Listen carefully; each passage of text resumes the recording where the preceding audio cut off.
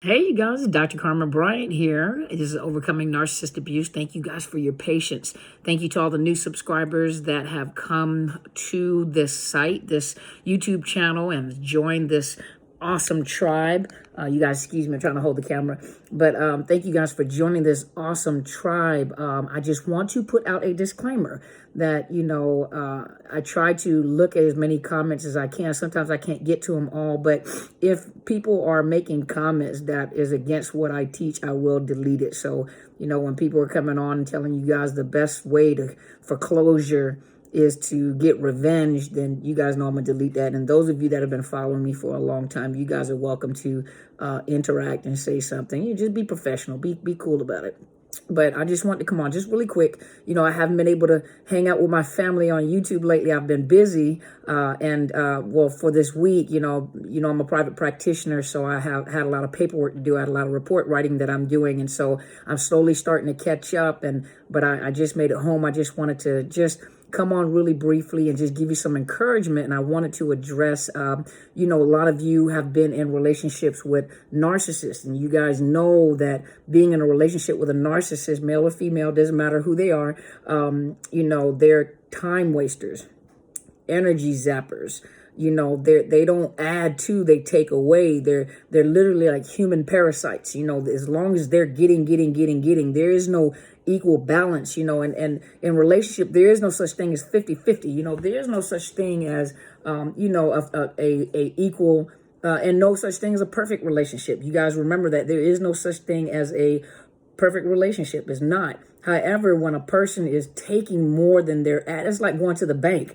After a while, you go into overdraft because there's nothing being put back in. There's nothing being deposited back into the bank account. So, you put something in, you may gain some interest and you take something back out. But if no one has put anything in, eventually you become depleted. And so a lot of you, are having to make this decision, and the decisions that you're making, whether to stay or whether to go, some of you have children. So you have to take in perspective that the decisions that you're making today is going to affect the future of your children. Fathers, the decision to stay in the relationship. What example are you setting for your daughters? And when I say that, either number one, the daughters become the abusers. They get with an individual that reminds them of you. You may not be a weak person, and you may have your reasons for staying in the relationship on behalf of your children, but children tend to look instead of listen to what you're saying. And so you have daughters that become the abusers, the aggressors, because that's what they saw. My father was like that, so I'm gonna look for a man that I can run over or I can handle it. And some of them become narcissistic, but some of them don't. What are you teaching these daughters? And then if they get with the right one and then they end up being assaulted, then you want to go down there and blow up the whole house. Well, you can't do that then, but what example are you setting for these girls? Then on the opposite end, are you setting an example where they have no respect for men? They get with a man, they're the aggressor or they're the victim. They become passive because they follow you, and they get with an individual that's aggressive. So it has to be some, you have to make decisions. Women, same with you. Your sons and your daughters, men and women alike, they're watching you. What decisions are you making? What legacy are you leaving behind? What are you showing them? Some of you have to learn to say no. You have to take your power back. You've been in a relationship with a narcissist, and it's a power and control thing. It's a domestic violence thing. You had your power taken away, and you kind of gave it up, unknowingly, to an individual that was tricking you. So you were tricked into giving up your power.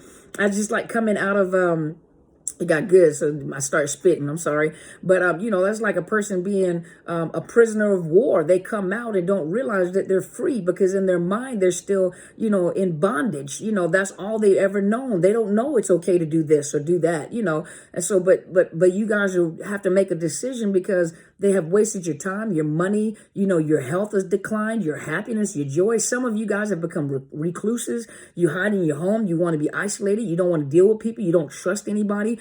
That means they still have power over you. You've been in bondage with these individuals to a point where they have changed who you are. And that's not even who you are. That doesn't mean you have to jump into a relationship, right away, but do something and make yourself, find something to do, find something to make. But some of you are just happy to be free. And some of you are happy just to be at home. There's nothing wrong with that. But some of you purposely are not going out, meeting anybody, doing anything because this person has altered the way that you think. You won't even say no to people because you're afraid of being rejected and abandoned. Those are some people that are codependent, some people that are empaths that have not learned boundaries yet. A lot of you guys are dealing with post-traumatic stress, so you're triggered.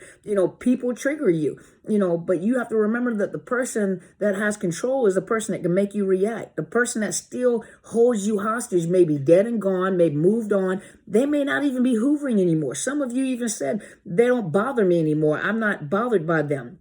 But you're still in bondage. You're still triggered, excuse me. And so the person that is holding you hostage is a person that may have moved on and may not have moved on, but you got to get your power back. You get your power back. Look at how you used to be at one time. A lot of you I wish I was the way I was before, but I'm so affected. I have post-traumatic stress. I have health issues. My health has declined. I have, a lot of you have inboxed me and let me know all the health issues that you're having. Well, when you are in a fight, flight, or freeze mode all the time and your adrenaline is pumping, understand that the adrenaline that pumps in your body is telling your body we're going to do something. We're about to do something. So it takes away from the major organs to pump into your arms, your legs, because you need that extra strength. But if it's constantly like that, the adrenaline is you're having panic attacks, you're having sleep problems, sleep deprivation. Some of you were tormented with sleep deprivation. They purposely kept you from being able to sleep. But in your sleep is when your body rejuvenates, when your mind is at rest,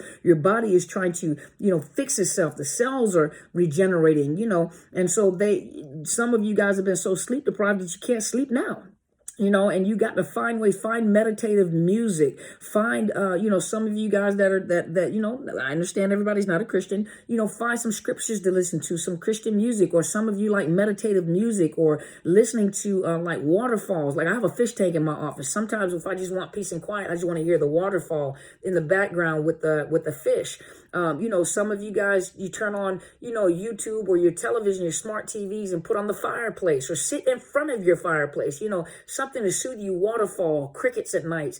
Now, if I listen to crickets at night, it just reminds me of being in the field. So it is relaxing, but it's not relaxing because it make me feel like I have to go put up my tent, put on my camouflage and lay out there with my M16 rifle. So crickets is not a good thing for me. Crickets make me feel like I'm back in the military. We're on perimeter guard. But if you like crickets, do the crickets. It doesn't bother me too much, but, do the crickets. Find a way to learn to relax. I always emphasize counseling. You guys need to get, some of you guys, you can't afford coaching. And I emphasize, why I have a sponsored link to betterhelp.com/Dr. Carmen, and you can vet your counselors. As a matter of fact, they have good articles on the betterhelp.com site. Go on the betterhelp.com site and look at some of the articles, trauma bonding and some of them, you can read at what they're, so it's not like they're not, some of the therapists that are licensed therapists, they write articles, they're actually well versed in treating trauma. This is in the comfort of your home, your office. They do Skype, they do, Skype, FaceTime, telephone, whatever, on the computer, whatever way that's comfortable. But I emphasize, we got to get away from the stigma. A lot of time in certain cultures and certain, ethnicities, counseling is something that, I'm not crazy. Counseling doesn't mean that you're crazy. Sometimes you need a professional to talk to that is unbiased, that is not a part of your family. You don't seek counseling with your family. Your family know you, so they're not going to give you an unbiased opinion, and sympathetic, because they know you. They know you back in the day when you used to be a hot mess, and they know you now. So, and then also some of you that come from toxic family members, you have to cut yourself off, and some of you guys are hurt because but that's family, that's blood, but if they take away and they're always pulling on you, they're always depleting you, they always got problems, and you feel like you always got to fix someone's problem. You always have to be the voice of reason. You always have to be the rescuer. You always have to be the person that they come to. But what about you?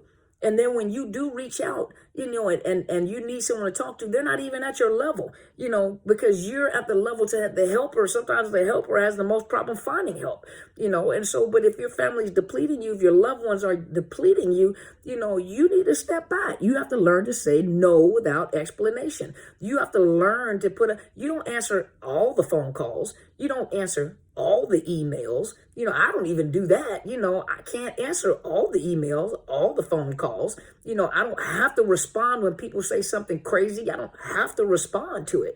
I don't have to fight back. Some of you guys want to defend yourself and you want to fight back to explain yourself. But why are you explaining yourself? Because you're accustomed to being coming from toxic families, coming from narcissistic relationships where you're always trying to prove yourself. You're always trying to show, see, look, I'm not crazy. Look, see, I am smart. Look, see, I am pretty. You have nothing to prove to anybody. You are who you are, and be the most unique you. And I always say be normal. But what is normal?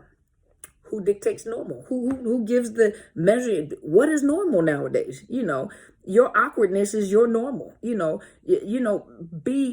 to be yourself. Some of you don't know who you are. Some of you don't know how to be yourself. You don't know who you are. You don't know what colors you like. You don't know what food you like to eat. You don't know where to go. What if you guys, some of you guys have these beautiful mountains to go travel to. Some of you guys have water. Some of you like water, walking the water, looking at boats.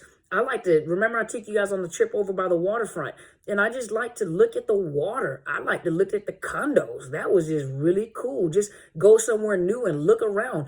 Go to a neighborhood that you can't afford to be in and just drive around the neighborhood and look at the beautiful homes. Drive and look at the mountains. Lick a window and smile. Don't do that. You're going to get arrested. Don't lick nobody's window. But look, find something to do. Do something different. Do something you've never done. Try something new. Try some new food. Go to a restaurant you've never been to. Dress up and go on a date by yourself. Once a month, if you have the money to do it, go to an expensive restaurant and pretend like you're rich. Or pretend like you're wealthy. Go see what the wealthy people do. Go watch a football game for the first time.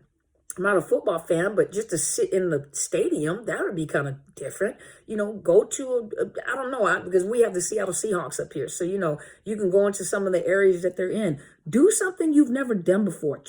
Do a pottery class. I think I'm going to do a pottery class. I'm going to make a cup. Go be great cup. But do a pottery class. Go do something. Do something. Stop sitting around, because the more you sit around, the more depressed you get, the more isolated you are. The more isolated you are, the more your mind just creates its own stories and runs wild. The more panic attacks you have, the more depressive symptoms you have, the more you regret life, the more you start hating the individual that you were with, the more you think about what they've done, the more you think about how badly they've hurt you. And some of you guys are really, really hurting. And some of you guys have been through the fire. Some of you have been through the fire. But you got to change your scenery. Do something different. Go rent a hotel room in a different city. Wherever you guys are at. If you're close to Atlanta, go get a hotel in Atlanta. Go do something. Change your scenery. Go get a hotel room and get it in a high rise and look out over the city, the town. Get a log cabin. Do anything. Find something to do, you guys. Find something to do. This is a horrible, horrible situation. Some of your children are suffering. Some of you are suffering. Some of you guys are dealing with post-traumatic stress disorder and complex post-traumatic stress disorder. You guys do something. Find something to do and get to counseling. Get rid of these stigmas. Just because you go to counseling doesn't mean you're crazy. Regardless of what your family says, just because you go to counseling, that means that to go to counseling, Ashley, is strength. It's not a weakness. Sometimes you need someone to listen to you, and one size don't fit all. If the counselor doesn't fit your needs and it's not what you don't feel the connection with them, go somewhere else. Do not feel obligated to stay with a counselor.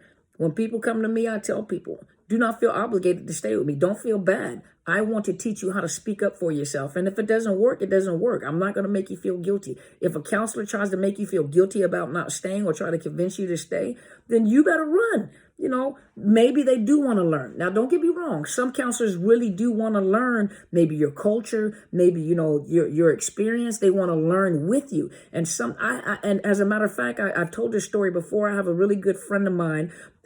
Hopefully maybe he'll watch the video. But I have a really good friend of mine who used to be my soldier, and found out that he was HIV positive. And so I used to be that type of leader where if you mess up, I'm with you. We're going to ride this through. We're going to ride this out. I'll help you fix it. If you can't fix it, I'm going to ride it out with you. We're going to do this. I usually always had answers. And if I didn't have answers, we're going to find some answers. We're going to make this work. Don't lie to me, because if you lie to me, you're going to pay the consequences. And so when he disclosed that information, I was shocked. And that was the first time I had ever in my military career expressed emotions like that. And I sat there and stared at him, and tears started rolling down my face. And I think what was so therapeutic about that moment is that he knew I cared.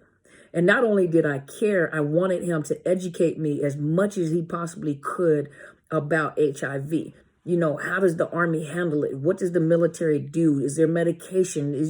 And I always ask, how are your T cells? What does it look like? How do you have to stay healthy? And so because of the fact that he knew I cared and I was interested in getting the information, created a bond. You understand what I'm saying? And so, come on, you guys. We can do this. We can do this. I learn, you learn, he taught me. You can learn a lot from people that are hurt. We can learn a lot from each other. Each one of our experiences is different, yet the same. Come on, we can do this. You guys are not alone in this fight. This is something that you've never experienced before, but we can learn from each other. You guys can learn from each other. So hopefully this has helped. Hopefully that story helped, because I learned something that day. I learned that I cried. I'm not a thug. I'm not hard, but hopefully you guys learned something. Hopefully you guys get something out of these videos. And I thank you guys so much for being a part of this team, this tribe. I am so honored. Guys, make sure that you subscribe to the channel. It is Dr. Carmen Bryant, Overcoming Narcissist Abuse. And I just want to do a quick video, which turned into a 16-minute video, but that's okay. But I just want you guys to know that I'm thinking about you. I've been really busy. I've been having to do a lot of report writing for a lot of my clientele. So I'm trying to catch up because I am the business, So those of you that do have businesses or therapists, the paperwork sometimes is just really, really a lot. And so thank you guys for being so patient. Thank you for all your support. You guys go be great.